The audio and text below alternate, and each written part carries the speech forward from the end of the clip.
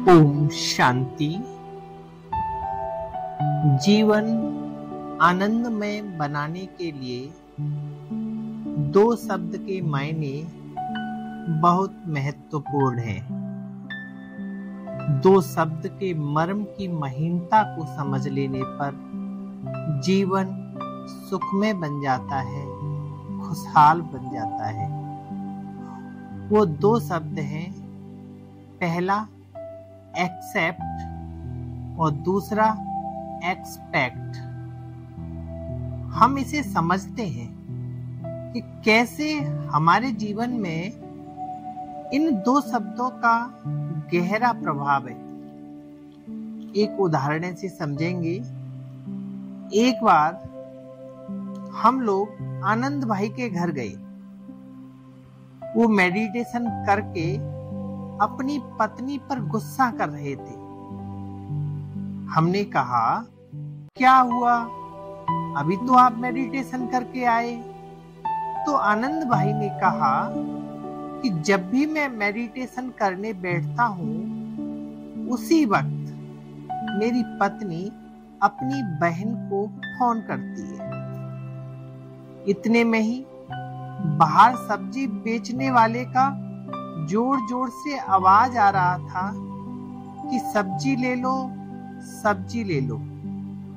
तो हमने आनंद भाई को कहा कि सब्जी वाले की आवाज तो आपकी पत्नी के फोन की आवाज से ज्यादा है।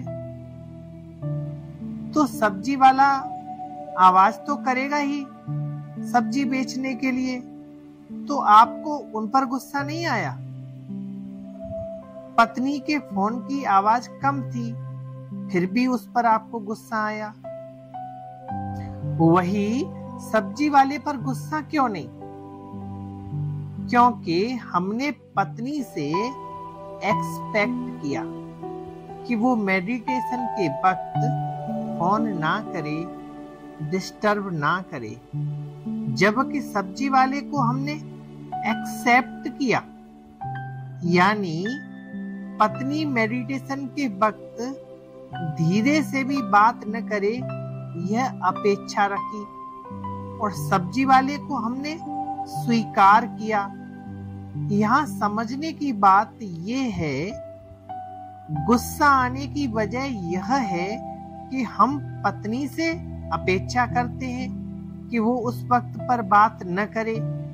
जब मैं मेडिटेशन करता हूँ, हम दूसरों से जो अपेक्षा रखते हैं उसकी वजह से नाखुश होते हैं, और अपेक्षा पूरी न होने के बाद जो मन में नकारात्मक विचार चलने लगते हैं, उससे खुशी गायब होती है। जब शादी होती है तो दोनों की कुछ बातें सेम होंगी, कुछ बातें भिन्न होंगी, अलग होंगी।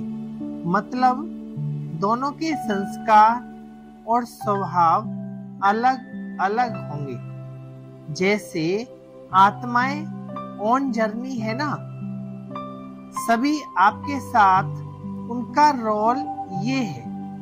पीछे आत्मा दूसरा शरीर छोड़ के आई है ना, तो हम भी पीछे कई जन्मों से शरीर छोड़ते छोड़ते, मुसाफिरी पूरी करते करते आज यहाँ इकट्ठे हुए हैं इस रोल में। लेकिन दोनों के संस्कार अलग अलग होंगे ना, ये हमें स्वीकारना होगा। दोनों का वॉल्यूम और स्वभाव अलग अलग होगा ना।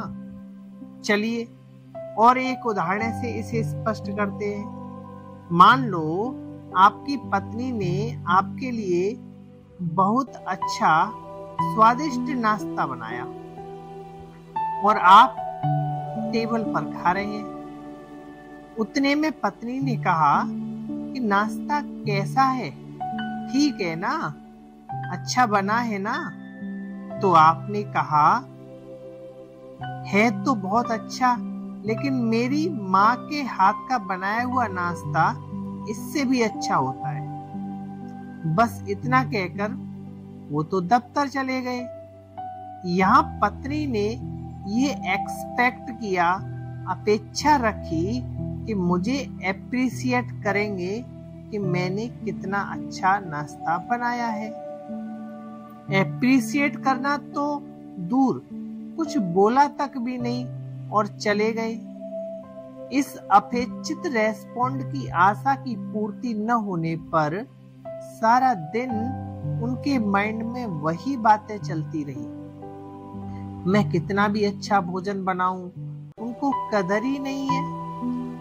कम से कम ये तो बोलते कि आप तो बहुत अच्छा बनाती हो। सारा दिन यही विचार चलते रहे, क्योंकि अपेक्षा जो रखी थी, ये जो सारे दिन में विचार चले, उसकी जो रिकॉर्डिंग हुई, उसी वजह से उनकी खुशी चली गई। कारण कि अपेक्षा रखी, इसलिए।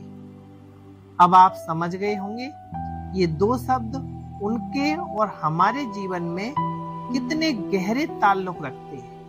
सिर्फ एक मात्रा का ही फर्क है। इस महीनता के मर्म को सही मायने में न समझने के कारण हम कितना अपना नुकसान कर बैठते हैं, और न सिर्फ वर्तमान अपितु भविष्य भी खराब कर देते हैं। अगर हम इसे एक्सेप्ट कर लेते कि उनके ना कहने से नाखुश हो जाएं, बल्कि मैंने जो किया, मेरा रोल मैंने बहुत अच्छा किया, उस पर यकीन करते, तो खुशी गायब नहीं होती।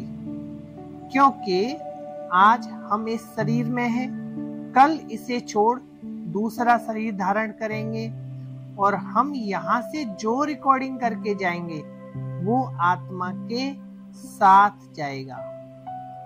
चॉइस हमारे पास है, तो हम खुशी के साथ उसे स्वीकार करें कि हम दोनों अलग अलग हैं, स्वभाव संस्कार अलग अलग हैं, उसे स्वीकार करें। और जो दूसरों से आशा अपेक्षा रखते हैं, उन पर हम निर्भरता ना रखें, उसे सहजता से स्वीकार करें। ये चयन हमारे पास है कि हम दूसरे के व्यवहार को किस नजरिए से लेते हैं। दूसरे की क्रिया व प्रतिक्रिया की वजह से हमारे अंदर उत्पन्न होने वाले मन के विचार पर खुशी या ना खुशी का आधार तो नहीं है। जो रेस्पॉन्ड दूसरे करते हैं, उसे हम किस भाव से लेते हैं, वो बड़ा महत्वपूर्ण है। और उनके रेस्पॉन्ड के बाद